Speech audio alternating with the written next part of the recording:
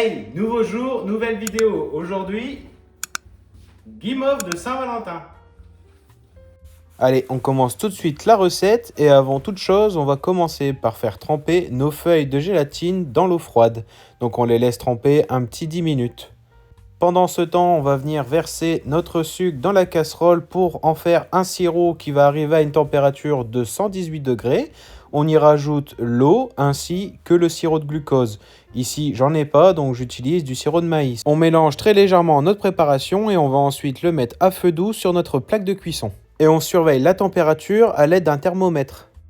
En attendant que le sirop arrive à température, on va battre nos blancs en neige. On met la vitesse sur le batteur environ à la moitié de la performance. Donc s'il y a 10 vitesses, on met la vitesse 5. Le sirop est arrivé à 118 degrés. Logiquement, les blancs d'œufs sont montés légèrement en neige. Donc on va pouvoir intégrer petit à petit le sirop. On intègre le sirop chaud sur nos blancs d'œufs à vitesse basse pour éviter que le sirop éclabousse partout sur les parois du batteur. On réalise donc une meringue italienne. Le sirop à 118 degrés va cuire nos blancs d'œufs. Et avec le refroidissement par la suite, va devenir une texture beaucoup plus moelleuse. Ici sur mon batteur, on peut remarquer que je n'ai pas mis la vitesse assez lente et que ça a quand même éclaboussé tout du long.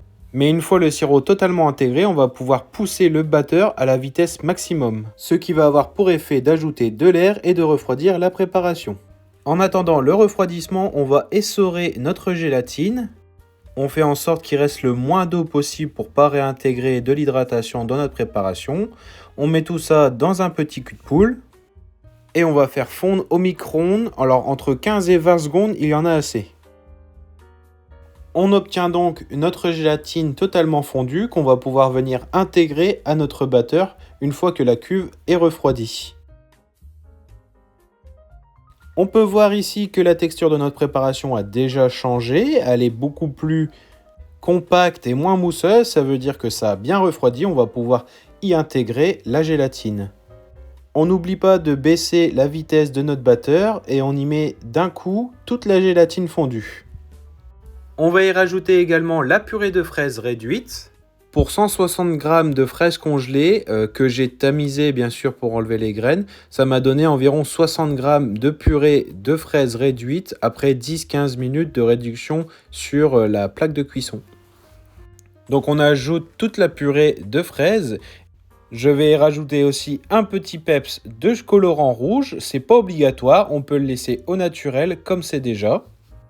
Et là, on a intégré tous nos ingrédients. Il n'y a plus qu'à refroidir la préparation. Donc, il faut aussi que la préparation soit bien homogène. Là, on peut voir qu'au milieu, c'est encore blanc et que sur les côtés, c'est rouge. Donc, on fouette le tout jusqu'à obtenir une pâte homogène. Et on peut aussi remarquer ici que la texture a changé. Attention, il ne faut pas trop refroidir la pâte, sinon après, ça va être compliqué pour pocher. J'ai obtenu la texture que je voulais, donc là ça fait vraiment une texture de guimauve. On va pocher des petits cœurs à l'aide de notre poche à douille. Ici ce n'est pas une douille unie, mais on peut très bien prendre une douille unie, une douille cannelée ou une douille comme la mienne, c'est selon ce qu'on a à la maison. Et on commence le pochage de nos petits cœurs. Donc si tu as suivi la dernière vidéo de l'entremets, tu sais comment on fait. On va faire une pression et en même temps relâcher la pression pour revenir au milieu. Donc là, je mets une pression et je relâche tout en allant au milieu. Et je recommence à chaque fois.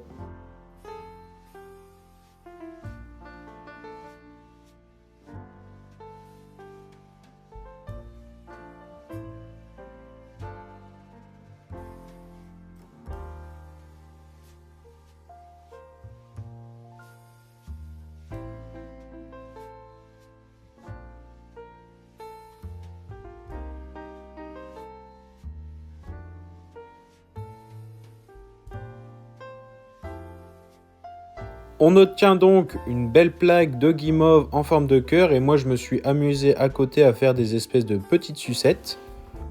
On n'est pas obligé de faire que des cœurs, bien évidemment. C'est juste que là, c'est le thème de la Saint-Valentin. Et donc, on va laisser sécher la pâte à guimauve toute la nuit. Donc, c'est 4 heures minimum, mais idéalement, on laisse sécher toute la nuit. Comme ça, le lendemain, ça colle pas. On évite également les endroits humides, donc on ne met pas la pâte au frigo.